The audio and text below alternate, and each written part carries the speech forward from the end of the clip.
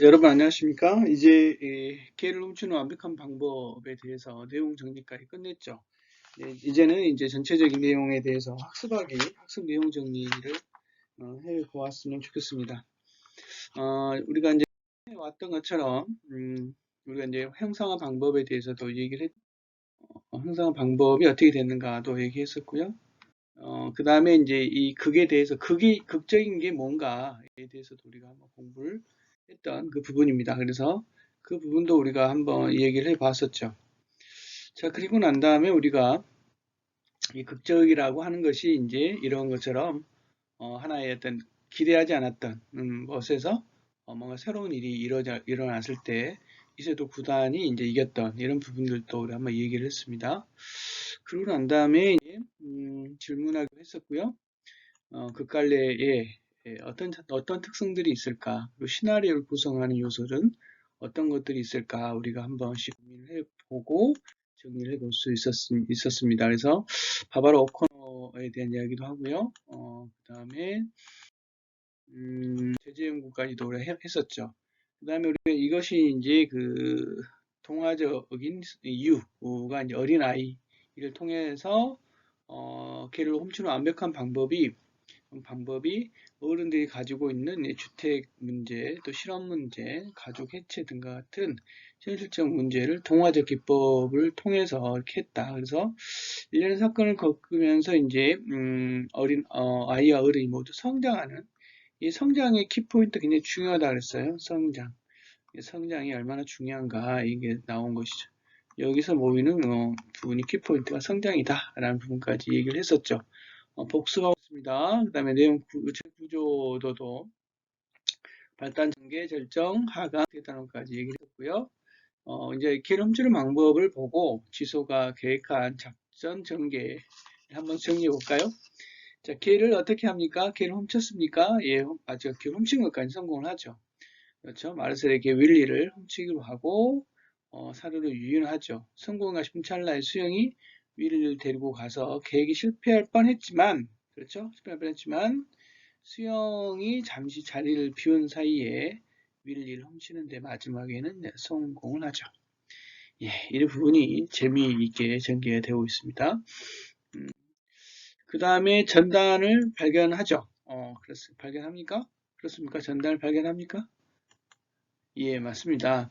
그렇죠. 노부인에게 찾아가 윌리가 길을 잃은 것 같다고 하면서 500만 원이 정말 중요하죠. 500만 원 집을 살 수 있으니까 살해하겠다는 전단을 붙여야 한다라고 제안을 하죠. 지소의 제안을 받아들인 노부인이 전단을 만들어 붙이고 이 대포에게 자신이 이제 계획이 들통날까봐 어떻게 합니까? 동네에 붙은 전단을 모두 수거하는 해프닝을 벌이게 되는 거죠. 이제 계속해서 지소가 생각하는 것은 뭐냐면 이 지소가 생각하는 것은 이제 그 노비를 찾아가서 길을 잃은 것 같다. 핵심은 이제 이게 분이 있어요. 길을 잃은 것 같다. 아마 길을 잃은 것 같다. 이게 안 온 게 아니고 길을 잃은 것 같다. 이렇게 새로운 생각을 이제 얘기를 하는 것이죠. 이제 걔를 데려다 줍니까? 제일 마지막에 이제 어떻게 합니까? 예, 맞아요. 걔를 데려다 주죠. 누구의 남긴 윌리라는 이야기를 듣고 누가 아들 윤소가 남긴 걔가 윌리라는 이야기를 듣고 노빈에게 윌리가 얼마나 소중한 존재인지를 알게 되죠. 마찬가지죠. 이것이 이제 가족들의 소중함을 알게 하는 이런 부분이 있는 거죠. 윌리가 노부인을 보고 싶어 혼자 돌아온 것처럼 마르셜에 데려다 주는 이런 부분들이 이제 갈등이 해소되는 그런 부분들을 얘기해 주고 있는 것이죠. 다음에 한 부분이 뭐냐면 돈을 받는다라는 부분이 있는 돈을 받습니까? 그렇지 않죠?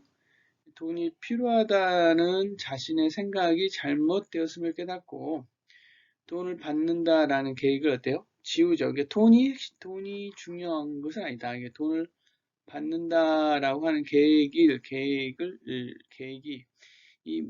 행복은 물질로는 살 수 없다라는 것을 이제 깨닫게 되는 거죠. 이 부분이 이제, 전에 말한 것처럼 이제 성장의 부분이 이쪽에 들어간다라는 것이죠. 그래서 윌리를 데려다 주면서 노빈에게 자신의 잘못을 고백하고 용서를 구하는 이런 성장의 부분이 이제 오게 되는 것이. 행복하게 끝나면 해피엔딩입니까? 물론 해피엔딩으로 끝나죠. 우리가 봤듯이 해피엔딩입니다. 그래서 걔를 훔쳐서 사례금 500만 원을 받고 그 돈으로 집을 산다는 계획은 이루지 못했지만 돈으로 인생 행복을 살 수 없다를 깨닫는 지점이 뭐라고요? 깨닫는 것이 성장인 것이죠. 그래서 가족의 소중함과 사랑을 확인하면서 행복한 결말을 맺게 되죠.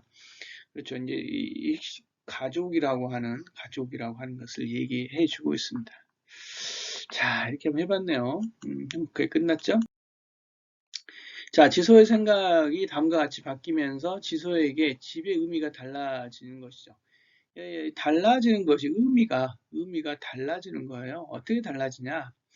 그러죠. 지소에게 집이란 걔를 훔쳐서라도 집을 구하려고 할 때는 집으로 얻을 수 있는 돈으로 얻을 수 있는 행복의 공간이 집이었는데 걔를 돌려주기로 결심한 뒤에는 의미가 달라지죠. 어떤 의미로 달라졌을까요? 보니까 그렇죠. 바로 뭐예요? 사랑하는 사람이 함께 있는 곳이 뭐다? 바로 집이다라는 거죠. 그것이 이제 가족이 함께 모여 살 수 있는 곳. 가족이 있으면 집이 된다라는 것이죠. 사랑하는 사람을 기다리는 곳이자 가족이 함께 모여 살 수 있는 공간이 뭐다? 바로 집이다라는 의미로 이렇게 바뀌게 된 것이죠. 이게 이제 전에 말한 것처럼 성장의 부분이에요. 지소의 성장이 일어난 부분이죠. 그렇죠? 신체적인 성장이 아니고 정신적인 성장을 얘기해 주고 있는 것이죠. 자, 씬 78에 대해서 우리가 얘기를 해볼 수가 있어요. 씬 78에 대해서 78의 번호와 장면 표시를 해보는 것이죠. 재미있는 부분이 있어요. 78에 보니까 우리가 78에서 신화의 특성 한번 보자라고 하는 것이죠. 어떤 특성들이 있는가라고 봤는데 전에 한번 공부를 내용 정리하면서 봤어요. 그렇죠? 이율리에 대해서 아저씨에 대해서 나와 있는 것이죠. 클로즈업 이렇게 되어 있고 씬이라고 하는 구성 단위에 대해서 얘기를 했죠. 시간과 공간을 표시하고 씬 78과 같은 숫자로 장면을 표시해 주고 있어요. 그 다음에 또 어떤 게 있을까요? 예, 그렇죠. 지시문과 대사. 다시 말하면 이 모든 것이 이 시나리오에서는 지시문과 대사를 통해서 인물의 행동이나 대사를 전부 다 제시해 주고 있죠. 그리고 거기에 뭐가 나옵니까? 위를 찾습니다라고 하는 전단지가 CEO 클로즈업 되죠. 클로즈업 되면서 촬영에 필요한 특수 어떤 형태들을 우리가 볼 수가 있는 것이죠. 볼 수가 있는 것이다.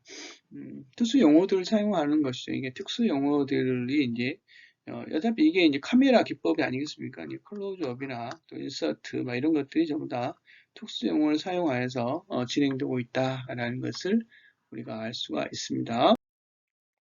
자, 자신이 다음 장면을 영화로 찍는다면 어떤 배경음악을 넣고 싶은지 정해보고 효과음에 필요한 부분을 찾아 적절한 게 넣어보자.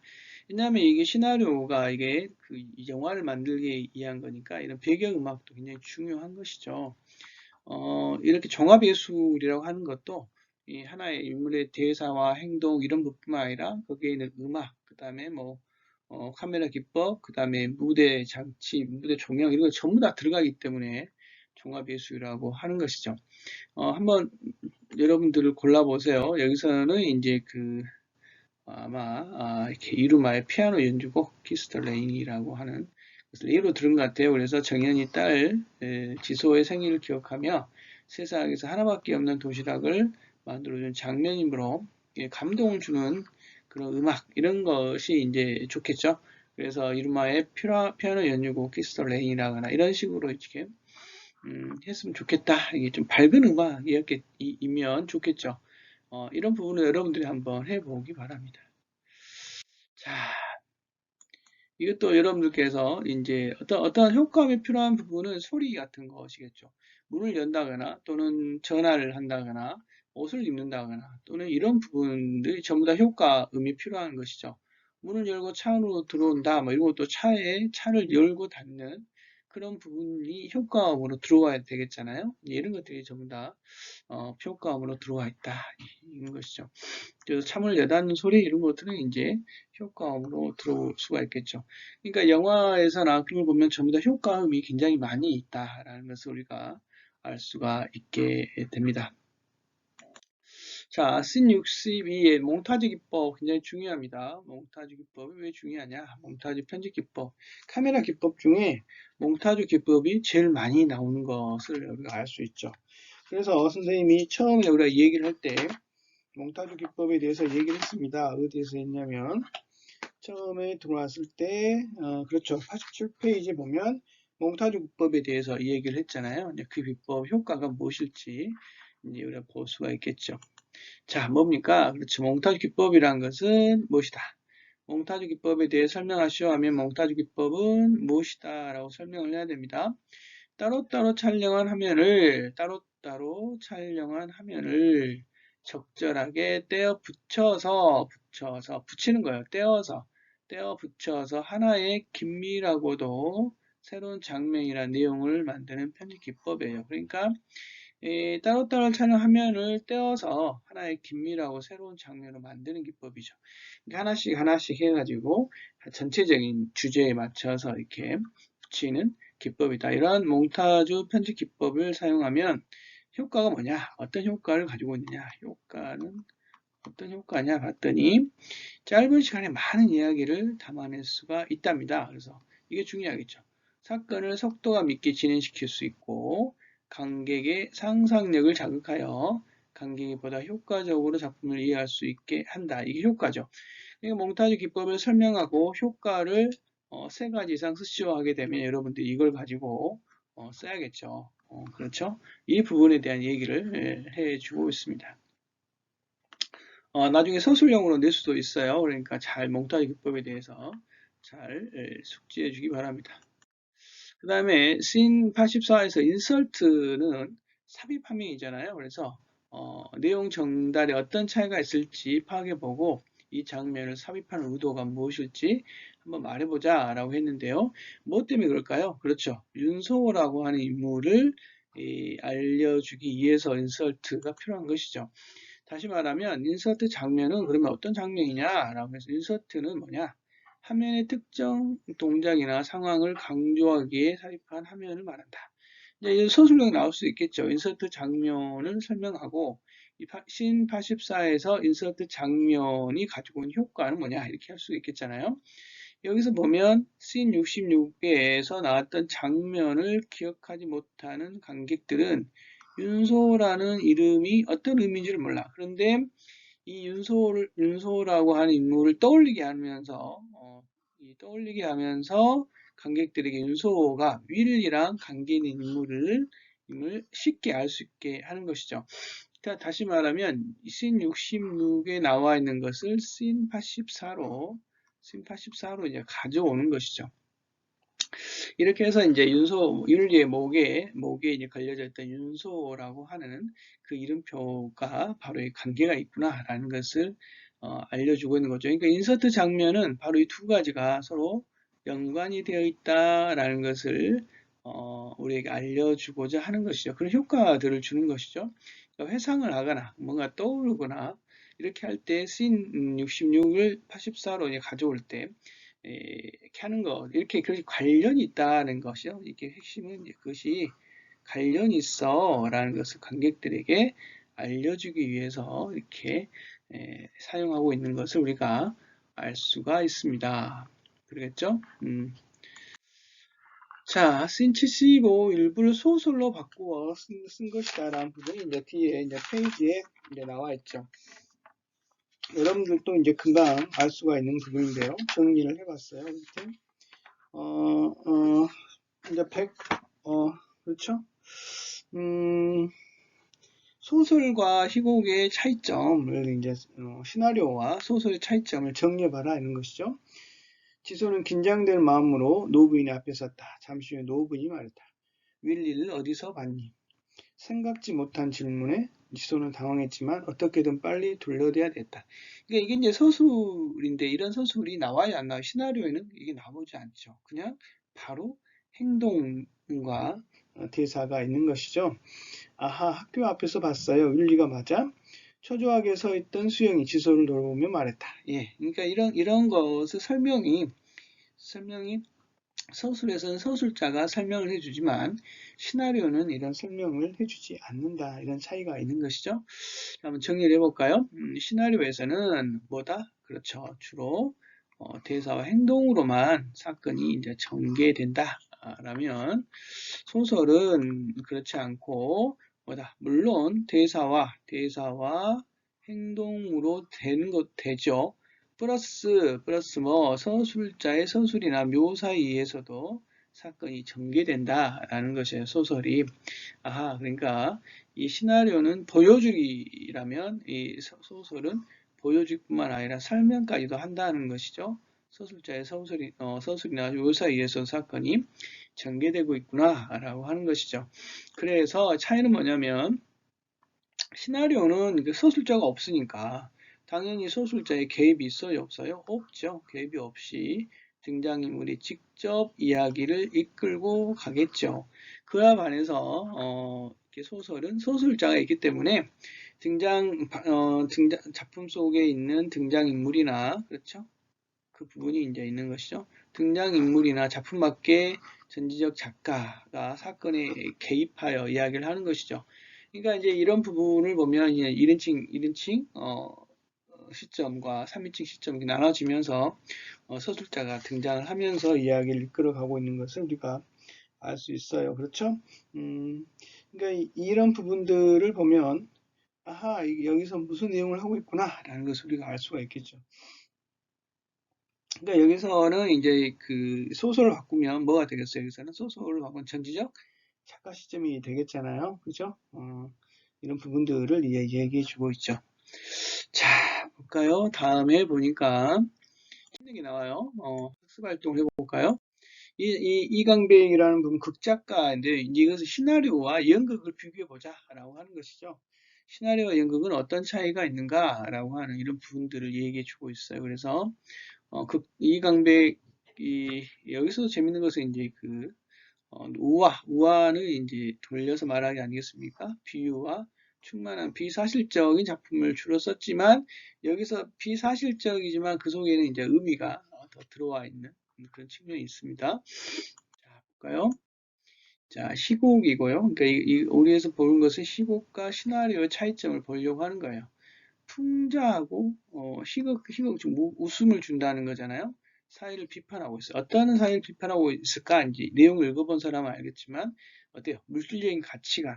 그러니까 여기서도 마찬가지로 이제 지소가 물질적인 가치관에 의해서 나중에 이제 물질적인 가치, 집을 사면 행복해질 것이라고 하는 물질적인 가치관에서 성장을 하잖아요.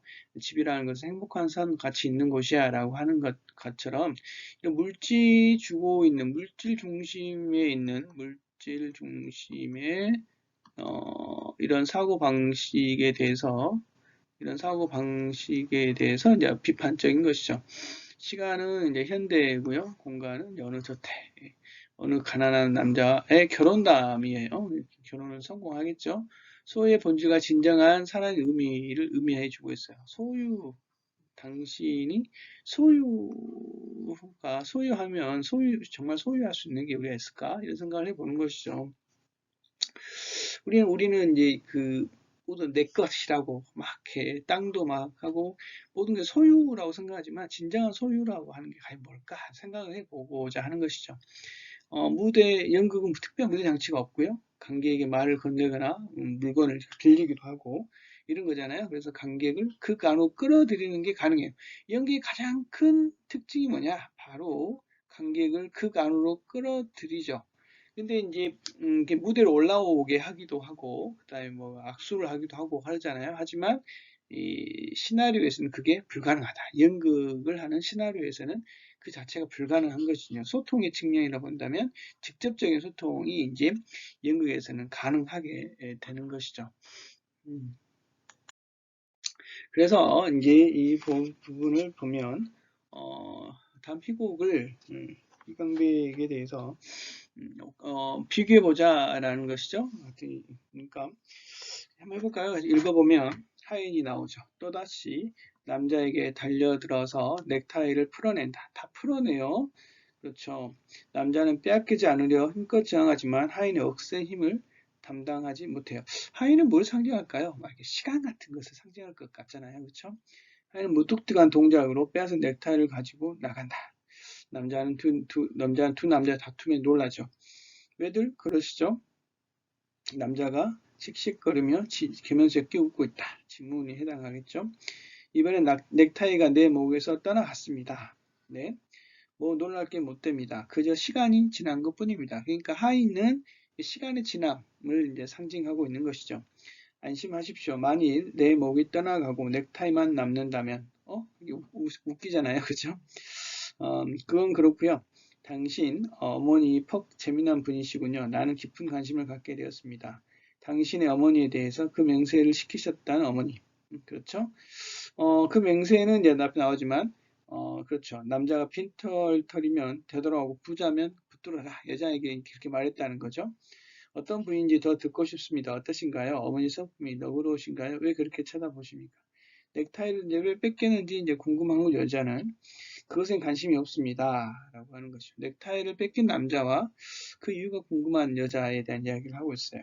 그러자 남자가 관객석을 터벅터벅 걸어 들어가서 넥타이를 맨 남성 관객 앞에 앉아서, 그렇죠. 이렇게 넥타이 빌려주시오. 이렇게 할 수 있는 거잖아요. 그래요. 저 인정사정 없는 하인이 날더러 잘해보라고 그런 말 한마디 하진 않았지요. 하지만 말입니다. 나도 그래요. 기죽을 필요야 없는 겁니다. 그렇잖아요.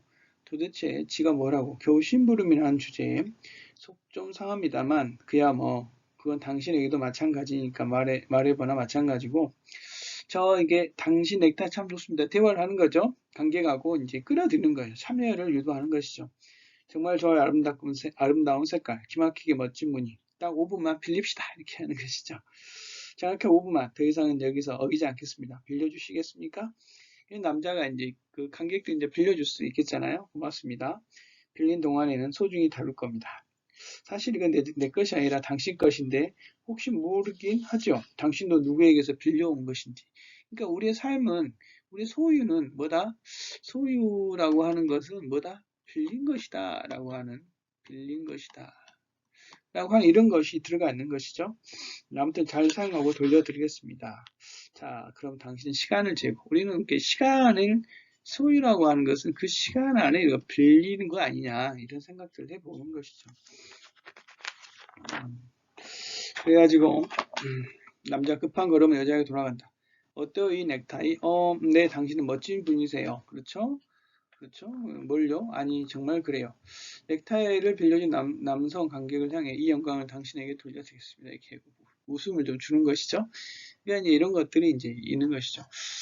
자, 이렇게 근데 이 희곡과 길을 훔치는 완벽한 방법을 문학에서 같은 갈래에 극갈래로 묻는 이유가 있다는 거죠. 뭐다? 그래요. 모든 사건들이 뭘로? 대사와 행동으로 이끌어 진행된다라고 하는 것이죠. 그렇죠? 대사와 해설 또는 지시문을 통해 사건을 전개한다는 것이에요. 등장인물의 대사와 사건을 현재형으로 제시하고 있죠. 과거형이 없고 둘 다 연극과 시나리오가 현재형으로 제시되고 있다. 등장인물 간의 갈등과 그 해결을 통해 주제를 드러내며 삶의 다양한 모습들을 형상해내고 있다. 이런 공통점들이 있다는 거죠. 시나리오와 연극이 갖고 있는 공통점들을 얘기해 보시오 하게 되면 이렇게 정리해주면 되겠죠. 전부 다 과거형이다 하면 안 돼요. 다 현재형으로 드러내고 있다. 이런 부분들을 얘기해주고 있습니다. 자, 그 다음에 볼까요? 이 희곡에서 연극 공연에서만 가능한 장면을 찾아보고 이 장면을 영화로 형상화할 수 있을지 말해볼까요? 당연히 연극에서만 가능한 부분이 있죠. 뭡니까? 바로 관객과 주고받는 그 대화가 그러겠죠. 그렇죠. 여기서 아까 말했지만 넥타이를 맨 남성 관객 앞에서 이야기를 건네고 거기서 넥타이를 빌리는 장면은 희곡에서는 불가능해요. 오직 연극 공연에서만 가능한 장면이에요. 다시 말하면 관객과 직접적으로 이렇게 서로 이렇게 무대에 끌어들이고 참여를 유도할 수 있는 장르라고 하는 것이죠. 이 장면이 이 영화가 된다면 남자가 화면을 향해 막 이야기하고 이렇게 영화 관객이 이게 쉽지 않잖아요. 영화 관객에게 물론 화면상으로는 영화 관객에게 이야기할 수 있겠지만 넥타이를 직접 주고받을 수 있어요, 없어요? 넥타이를 직접 주고받을 수 있는 상황은 아니겠죠. 그래서 이 장면을 영화를 형상화내기는 어렵겠죠. 그러니까 화면에서 당신 넥타이 좀 빌려주시오 라고 이렇게 대답을 할 수 있지만 직접 넥타이를 착용하거나 이럴 수는 없는 거잖아요. 이런 부분들은 형상화하기가 어려운 것이죠. 그래서 이 부분이 바로 연극에서만 가능한 특징이 되겠죠. 이 부분을 얘기해 주고 있어요. 그렇죠? 연극에서만 가능한 것이다. 이렇게 이야기를 보면 되겠습니다. 다음에 연극과 영화의 형상화 방법에는 어떤 차이가 있는지 아까도 계속 얘기를 했지만 어때요? 그 차이가 할 수 있겠죠. 연극이라고 하는 것은 무대에서 하는 거예요. 그래서 무대 상연을 전제로 하기 때문에 장면의 전환이 자유롭지 못하죠. 그렇죠? 이렇게 한 막이 오르고 올라가고 시공간도 여기는 언제입니다라고 하나의 가상으로 이렇게 설정할 수밖에 없는 거잖아요. 이게 등장인물의 수에도 굉장히 제약이 있고 이런 부분도 있어요. 등장의 표정 등을 확대해서 보여줘서 클로즈업이 안 되잖아요. 확대해서 보여줄 수도 없고 행동이나 말투를 과장하여 표현하는 그래서 이제 관객이 더 잘 보여주기 위해서 행동이나 말투를 과장하여 표현하는 경향이 있죠. 이런 연극의 어떤 그 한계를 영화는 다 할 수가 있어요. 그렇죠? 시공간의 설정과 등장인물 수의 제약이 거의 없어요. 그렇죠? 과거에도 할 수 있고, 이렇게, 미래에도 할 수 있고, 다 할 수 있는 거죠. 촬영이나 편집 기법 다양해서 장면을 풍부하게 할 수가 있죠. 그래서 클럽이 가능하죠. 표정 등을 확대해서 보여주기도 하고요. 아까 말한 것처럼 몽타주 기법처럼 여러 가지 장면을 잘라가지고 한꺼번에 쫙 보여주기도 하고, 인서트 기법을 통해서 과거 해상이 가능한 것이죠. 근데 연극은 그게 불가능해요. 근데 이 영화는 이런 부분들이 전부 다 가능하다라고 하는 것을 우리에게 알려주고 있는 것이죠. 충분히 이해가 되죠. 대신 이제 연극은 말한 것처럼 직접 관객과의 어떤 소통 이런 것이 가능한 것이다라고 하는 것 특징들이 있어요. 자, 정리를 해봅시다. 이제 정리를 해보면 어떻게 정리해야 되냐? 그렇죠. 극갈래의 특성은 서술자를 내세우지 않고 등장인물의 대사 행동을 통해 사건을 직접 보여주는 것이다. 그래서 현재형이다 그랬어요. 그래서 뭘 쓴다? 바로 그렇죠. 그래서 현재형으로 이렇게 제시된다라고 이렇게 얘기했었죠. 형사 방법은 사건을 현재형으로 보여준다. 이 나와 바로 있네요. 현재형으로 보여준다. 배경음악을 통해 특정 분위기를 형성하고 효과음을 통해 현실감을 더해준다. 그리고 이제 이런 것이 전부 다 뭘로? 그렇죠. 카메라 기법 등이나 이런 걸 전부 사용해서 가능하다는 것이죠. 서술자가 없이 등장인물에 대해서 행동들을 통해 사건을 전개하고 있다라고 얘기했습니다. 차이는 이제 공통점과 차이점을 설명해 볼 수 있죠. 시나리오와 시곡의 공통점을 써보시오. 시나리오와 시곡의 차이점에 대해서 이렇게 해보시오. 이렇게 할 수가 있겠죠. 그래서 시곡 같은 경우에는 아까 말한 것처럼 제약들이 있는 거죠. 연극 대부분인데 등장인물의 수에 제약이 많고 막과 장으로 구성되어 있고 장면 진행이 어려운데 이 시나리오 같은 경우에는 영화나 드라마 제작을 전제로 한 거라고 했잖아요. 그래서 공간 설정이나 등장인물의 수에 제약이 거의 없고, 그렇죠? 씬 구성으로 되어 있고, 장면 전환이 정말 자유롭고, 촬영에 필요한 특수 용어들이 많이 사용되고, 이런 부분들을 우리가 차이점으로 들 수가 있다라고 할 수 있죠. 자, 이제 그러면서 우리가 얘기를 할 수 있어요. 그러면 시나리오의 구성 요소는 그럼 뭐냐? 구성 요소를 쓰라 하면 이렇게 되겠죠. 장면 표시, 씬을 표시하는 거죠. 거기요. 대사가 있고요. 지시문이 있고요. 해설이 있다라는 것이죠. 이런 구성 요소들을 통해서 우리가 알아볼 수가 있는 것이죠. 장면 표시, 그 다음에 대사가 있고 지시문 행동을 지시하는 거잖아요. 또 거기에 대해서 이제 해설하는 부분이 있다. 이렇게 네 가지 정도를 알면 되겠습니다. 자, 이렇게 여러분과 함께 기회를 훔치는 방법, 완벽한 방법에 대해서 감동적인 이야기죠. 감동적인 이야기를 통해서 우리가 한번 얘기를 다시 나눠 봤습니다. 이걸 끝내고요. 다음에는 바로 다음으로 이제 우리가 선생님이 다음 시간에는 단원을 다시 새로운 단원으로 들어가는 것으로 하겠습니다. 한국어 나무처럼은 이제 이유리 선생님하고 같이 여러분들 했겠죠. 예, 수고했습니다. 다음 시간에는 좀 더 구체적으로 이제 다가갔으면 좋겠습니다. 날씨도 더워지는데 이제 힘을 냅시다. 수고했습니다.